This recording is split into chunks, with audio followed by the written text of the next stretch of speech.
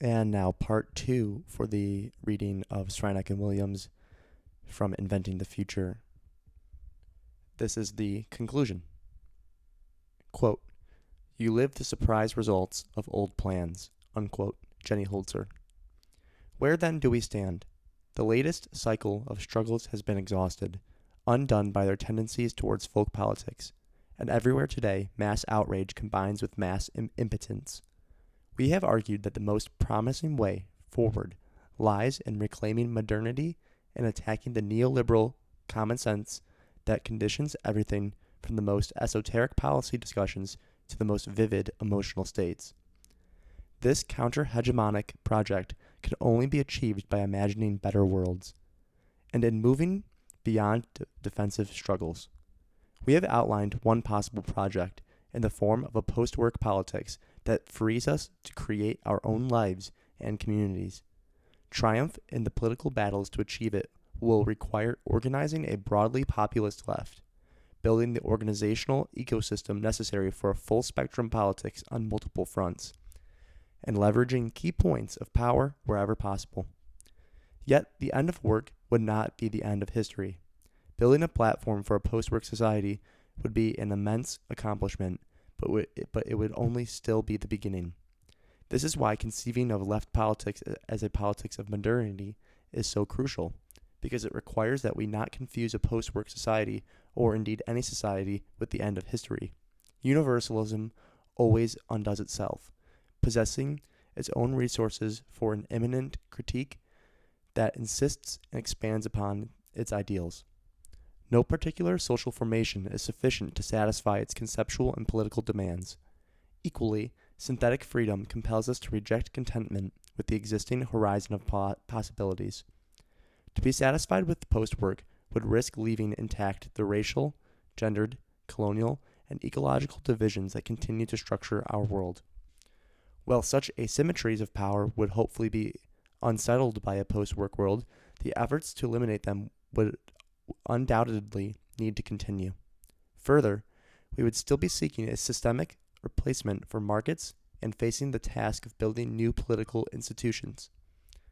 We would still not know what a socio-technical body can do, and we would still have to unfetter technological development and unleash new freedoms.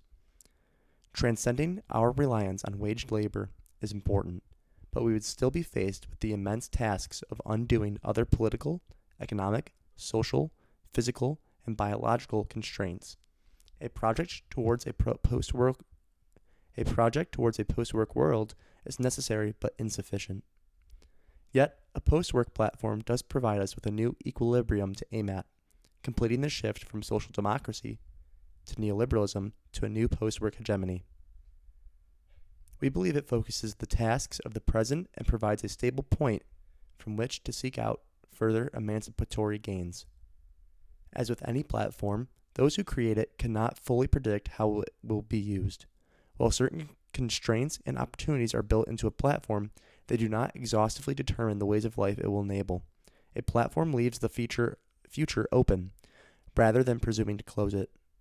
When it's designed correctly, it succeeds precisely by allowing people to build further developments on top of it. With a post-work platform, people may begin to participate more in political processes, or perhaps they will retreat into individualized worlds formed by media spectacles.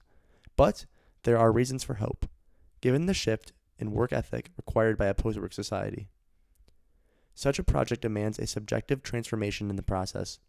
It potentiates the conditions for a broader transformation from the selfish individuals formed by capitalism to communal and creative forms of social expression liberated by the end of work, too long been shaped by capitalist impulses. In a post-work world, portends a future in which these constraints have been significantly loosened. This does not mean that a post-work society would simply be a realm of play. Rather, in such a society, the labor remains will no longer be imposed upon us by an external force, by an employer, or by the imperatives of survival. Work will become driven by our own desires, instead of by demands from the outside. Against the austerity of conservative forces and the austere life promised by anti-modernists, the demand for a post-work world revels in the liberation of desire, abundance, and freedom. Such a future is undoubtedly risky, but so is any project to build a better world. There are no guarantees that things will work out as expected. A post-work world may generate imminent dynamics towards the rapid dissolution of capitalism, or the forces of reaction may co-opt the liberated desires under a new system of control. Concerns about the risks of political action have led parts of the contemporary left into a situation where they desire novelty, but a novelty without risk. Generic demands to experiment, create, and prefigure are commonplace, but concrete proposals are all too often met with a wave of criticism outlining every possible point at which things might go wrong. In light of this dual tendency for novelty, but against the risks inherent in social transformation, the allure of political ideas celebrating spontaneous, quote, events becomes clearer. The event, as revolutionary rupture, becomes an expression of the desire for novelty without responsibility. The iconic event promises to shatter our stagnant world and bring us to a new stage of history, conveniently voided of the difficult work that is politics. The hard task ahead is to build new worlds while acknowledging that they will create novel problems. The best utopias are always riven by discord. This imperative runs in opposition to the kind of precautionary principle that seeks to eliminate the contingency and risk involved in making decisions. On strong readings, the precautionary principle aims to convert epistemic uncertainty into a guardianship of the status quo, gently returning away those who would seek to build a better future with the imperative to, quote, do more research, unquote. We might also consider here the precautionary principle contains an almost inherent lacuna. It ignores the risks of its own application. In seeking to err always on the side of caution, and hence of eliminating risk, it contains a blindness to the dangers of inaction and omission. While risks need to be reasonably hedged, a fuller appreciation of the travails of contingency implies that we usually not better off taking the precautionary path. The precautionary principle is designed to close off the future and eliminate contingency, when in fact the contingency of high-risk adventures is precisely what leads us to a more open future. In the words of Jenny Holzer, you live the surprise results of old plans, unquote. Building the future means accepting the risk of unintended consequences and imperfect solutions. We may always be trapped, but at least we can escape into better traps. After capitalism. The post-work project and, more broadly, the project of post-capitalism are progressive determinations of the commitment to universal emancipation. In practice, these projects involve, quote, a controlled dissolution of market forces and a delinking of work from income, unquote. But the ultimate trajectory of universal emancipation is towards overcoming physical, biological, political, and economic constraints. This ambition to undo constraints is one that, taken to its limits, leads inexorably towards grand and speculative frontiers. For the early Russian cosmists, even death and gravity were obstacles to be overcome through future ingenuity. In these post-planetary speculations, we see the project of human emancipation transformed into an unceasing one that winds its way along two highly intertwined paths of development, technological and human. Technological development follows a recombinant path, bringing together existing ideas, technologies, and technological components into new combinations. Simple objects are united into increasingly complex technological systems, and each newly developed piece of technology forms the basis for a further technology. With this expansion, the combinatorial possibilities rapidly proliferate. It would appear that capitalist competition has been a significant driver of this technological advancement. Under a popular narrative, intercapitalist competition is seen as driving technological changes in the production process, while consumer capitalism demands an increasingly differentiated set of products. But at the same time, capitalism has placed substantial obstacles in the way of technological development. While the carefully curated image of capitalism is one of dynamic risk-taking and technological innovation, this image in fact obscures the real sources of dynamism in the economy. Developments like railways, the internet, computing, supersonic flight, space travel, satellites, pharmaceuticals, voice recognition software, nanotechnology, touchscreens, and clean energy have all been nurtured and guided by states, not corporations. During the golden post-war era of research and development, 2/3 of research and development was publicly funded, seeing corporate investment in high-risk technologies drastically decline. And with neoliberalism's cutback in state expenditure It is therefore unsurprising that technological change has diminished since the 1970s. In other words, it has been collective investment, not private investment, that has been the primary driver of technological development. High-risk inventions and new technologies are too risky for a private capitalist to invest in. Figures such as Steve Jobs and Elon Musk slyly obscure their parasitical reliance on state-led developments. Likewise, multi-billion-dollar megascale projects are ultimately driven by non-economic goals that exceed any cost-benefit analysis. Projects of this scale and ambition are in fact hindered by market-based constraints, since a sober analysis of their viability in capitalist terms reveals them to be profoundly underwhelming. In addition, some social benefits, those offered by an Ebola vaccine, for example, are left unexplored because they have little profit potential, while in some areas, such as solar-powered electric cars, capitalists can be seen actively impeding progress, lobbying governments to end green energy subsidies and implementing laws that obstruct further development. The entire pharmaceuticals industry provides a particularly devastating illustration of the effects of intellectual property monopolization, while that technology industry is increasingly plagued by patent trolling. Capitalism therefore misattributes the sources of technological development, places creativity in a straitjacket of capitalist accumulation, constrains the social imagination with the parameters of cost-benefit analyses, and attacks profit-destroying innovations. To unleash technological advancement, we must move beyond capitalism and liberate creativity from its current strictures. This would begin to liberate technologies away from their current purview of control and exploitation, and towards the quantitative and qualitative expansion of synthetic freedom. It would enable the utopian ambitions of megaprojects to be unleashed, invoking the classic dreams of invention and discovery, the dreams of spaceflight, the decarbonization of the economy, the automation of mundane labor, the extension of human life, and so on, are all major technological projects that find themselves hampered in various ways by capitalism. The bootstrapping expansionary process of technology, once liberated from the capitalist fetters, can potentiate both positive and negative freedoms. It can form the basis for a fully post-capitalist economy, enabling a shift away from scarcity, work, and exploitation, and towards the full development of humanity.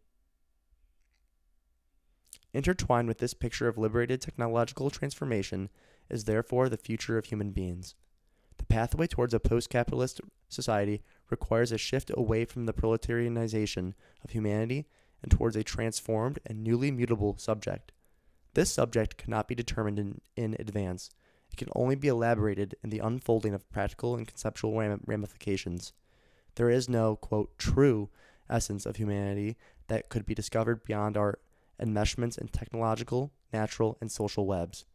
The idea that a post-work society would simply inculcate further mindless consumption neglects humanity's capacity for novel and creativity and invokes pessimism based upon current capitalist subjectivity. Likewise, the development of new needs must be distinguished from their commodification. Whereas the latter locks new desires into a profit-seeking framework that constrains human flourishing, the former denotes a real form of progress. The, quote, extension and differentiation of needs as a whole, unquote, is to be lauded over any folk political dream of returning to a, quote, primitive natural state of these needs, unquote. The complexification of needs is disfigured under capitalist consumer society, to be sure, but unbound from this mutation, quote, their aim is necessarily the development of a, quote, rich individuality, unquote, for the whole of mankind, unquote. The post-capitalist subject would therefore not reveal an authentic self that has been obscured by capitalist social relations, but would instead unveil the space to create new modes of being. As Marx noted, quote, all history is nothing but a continuous transformation of human nature, unquote, and the future of humanity cannot be determined abstractly in advance. It is first of all a practical matter to be carried out in time. Nevertheless, some general notions might be entertained.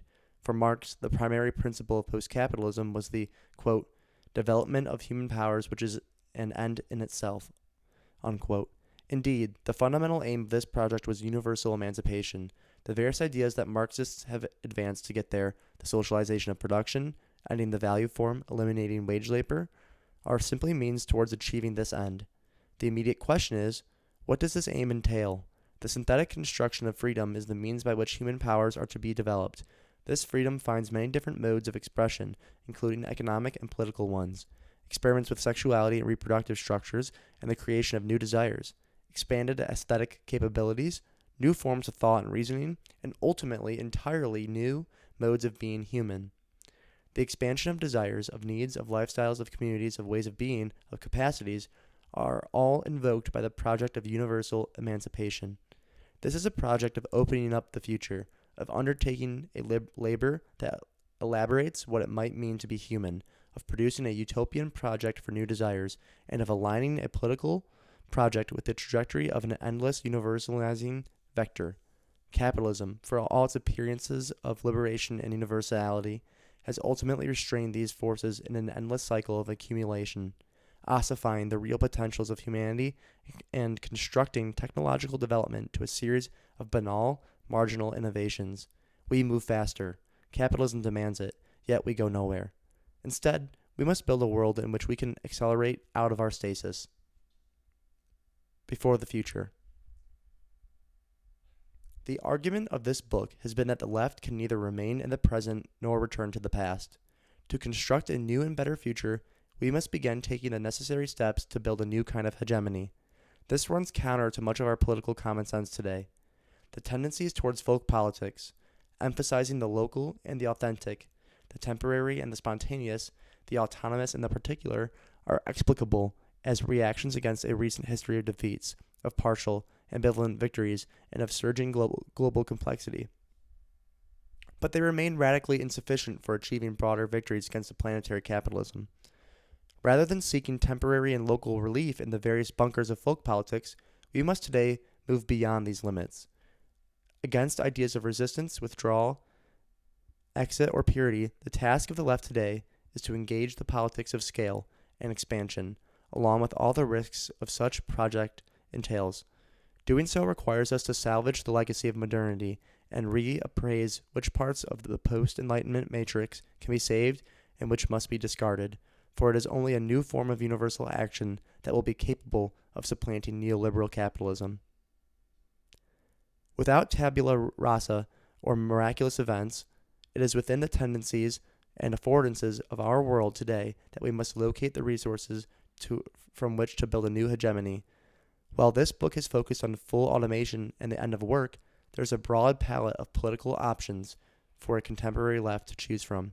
This would mean most immediately rethinking classic leftist demands in light of the most advanced technologies. It would mean building upon the post-nation state territory of the stack, that global infrastructure that enables our digital world today. A new type of production is already visible at the leading edges of contemporary technology.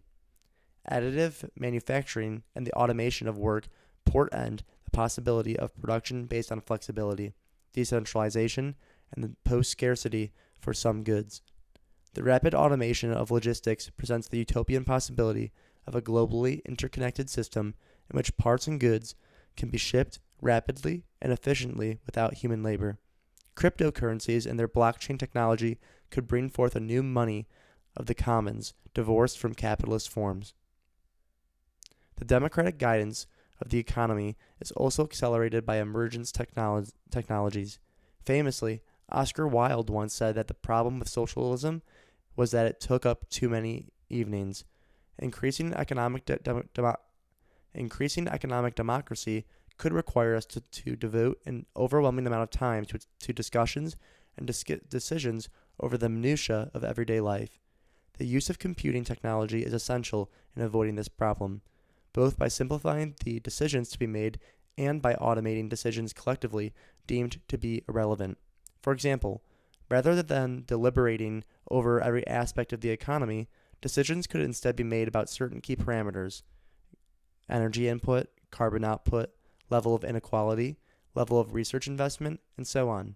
Social media, divorced from its drive to monetization and tendency towards narcissism, could also foster economic democracy by bringing about a new public.